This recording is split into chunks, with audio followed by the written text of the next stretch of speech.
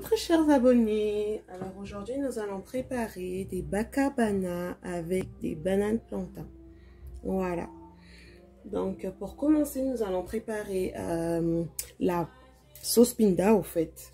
C'est la sauce qui accompagne parfaitement les bacabana. Donc là j'ai 70 grammes de cacahuètes salées. Là j'ai 25 grammes de sucre roux et je vais y rajouter 40 ml d'eau. Donc je mets la moitié de mon pot.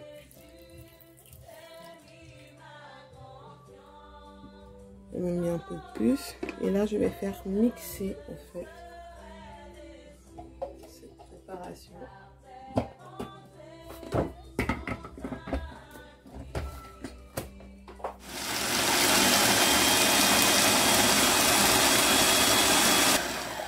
Il ne faut pas que ma préparation soit trop mixée parce que le plaisir de cette sauce c'est qu'il reste encore quelques grains de cacahuètes sous les dents. C'est très appréciable.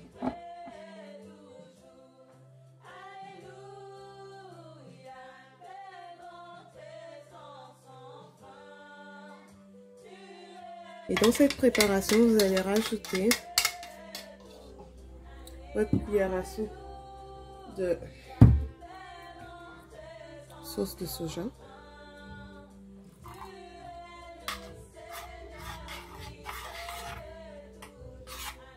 Si vous voulez qu'elle soit sans sauce de soja, vous ne mettez pas. Voilà. On va mettre très peu de vinaigre.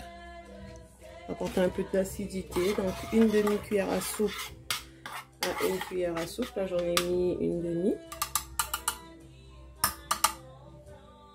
Et une pincée de sel. Voilà. Et ça nous allons apporter à ébullition cette préparation.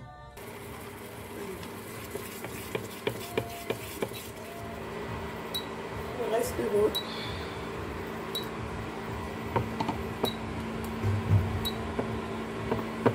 Il faut que ça puisse bien bouillir.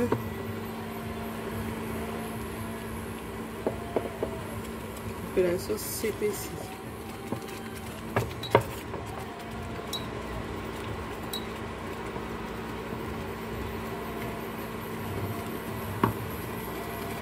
Donc ma sauce pinda elle est prête.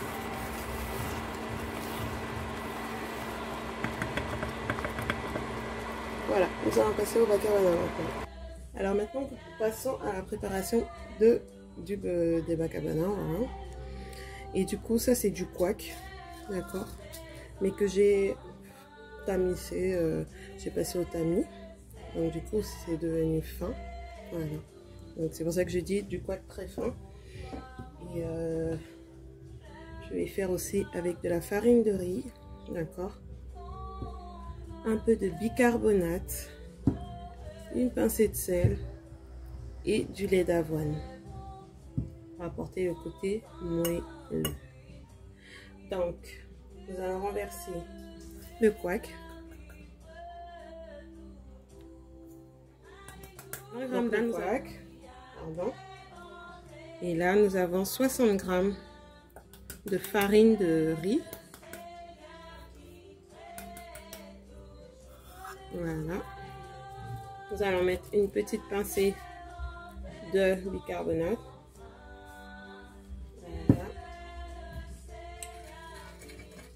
Je mélange un peu la préparation. Je vais y rajouter ma pincée de sel. Voilà.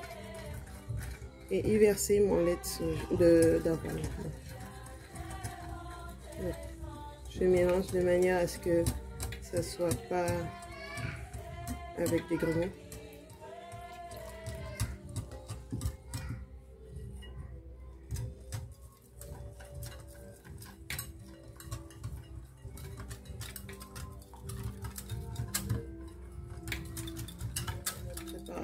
Elle est bonne. Un autre aspect. Voilà, pas trop molle, pas du tout dur. Et nous allons attaquer la banane, l'éplucher. Donc la banane plantain, c'est une banane qui soit se mange bouillie ou soit se mange frite. Et sinon on ne peut pas la manger comme ça. D'accord. Sinon voilà, c'est pas comestible. Donc nous on va la frire mais en étant dans une panure. Donc moi je l'ai fait petite. Parce que j'ai qu'une banane de entre 230 et 250 grammes. Sinon, ben, si vous avez 2 bananes, vous pouvez les couper en longueur en fait. Voilà. Voilà. Donc nos bananes sont coupées. Elles sont bien. Et après, on va pouvoir y jeter dans notre préparation la panure avec le couac et la farine de riz. Voilà, vous déposez dedans. Et il faut que les bananes soient totalement recouvertes. D'accord? Et on va passer à la friture une fois qu'elles sont bien couvertes. Alors, je vais prendre de quoi bien mélanger les bananes.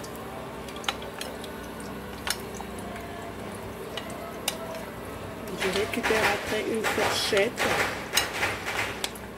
de manière à récupérer délicatement sans que la panure puisse sortir. Donc j'augmente un peu la fleur. Je récupère la banane.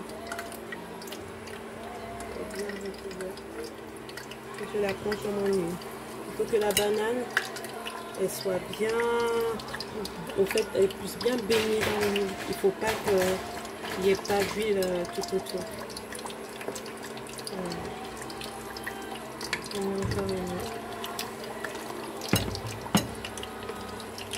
Ça va aller tranquillement.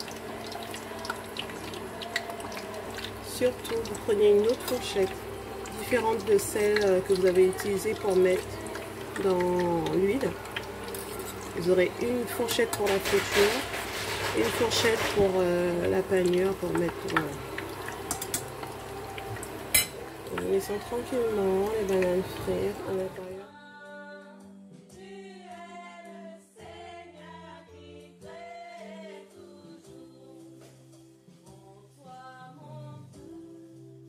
Bacabana sont prêts, je les récupère.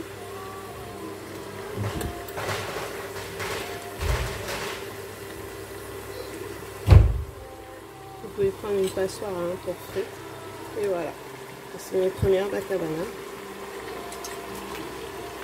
Sans gluten, vegan, sans lait de vache. Voilà, pour l'intérieur. Une bacabana. Ça donne envie, hein. Et ils sont croquants. Chers abonnés, voici ces bacabana vegan, sans gluten, sans protéines de vache. Voilà quoi. Super. Cette bonne sauce de pinda. Délicieuse. Ça vous donne envie?